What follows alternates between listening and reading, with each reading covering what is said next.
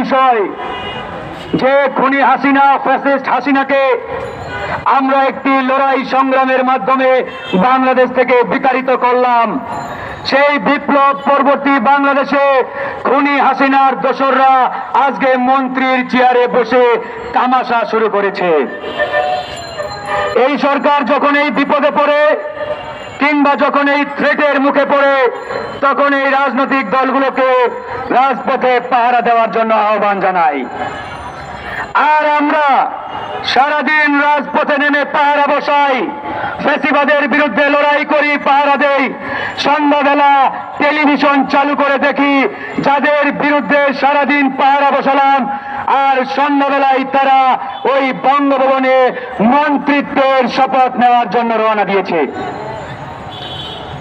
এর চাইতে লজ্জার কি হতে পারে? এর চাইতে লজ্জার আর কি থাকতে পারে?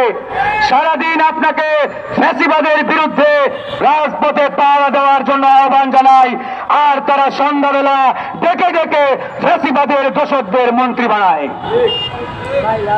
এই জায়গা থেকে তারা যদি ফিরে না আসে, না শোধরায়, তাহলে আমরা বেশি দিন চুপ থাকবো না।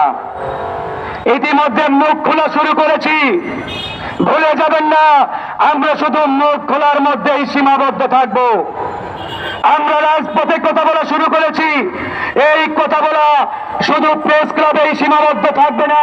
এই বিক্ষোভ, এই কথা বলা আপনার যমুনার বাসভবনের সামনে চলে যাবে। তাই আপনাদেরকে আমরা আহ্বান জানাই, শোধরানোর সময় দিতে চাই। আপনারা যেহেতু ইতিমধ্যে বলেছেন আমরা ভুল করলে আমাদের এই ভুল আপনারা ধরিয়ে দেবেন, আমরা শোধরাতে প্রস্তুত রয়েছি। তাই আমরা সময় দিতে চাই, আপনাদেরকে শোধরানোর জন্য সময় দিতে চাই। একবার দেব, দুইবার দেব, তিনবার দেব, তিনবারের পরে শোধরানোর আর কোনো সুযোগ থাকবে না।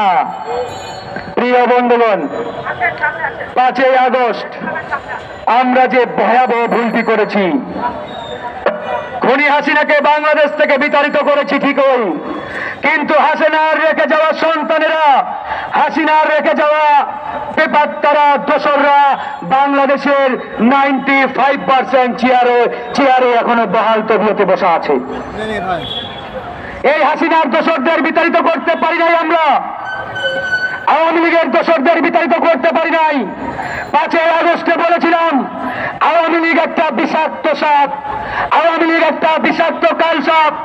এই কালসাপকে মেরে লেজে বিষ রাখবেন, ভবিষ্যতে এই সাপ আপনাকে আবারও ছোবল দেবে।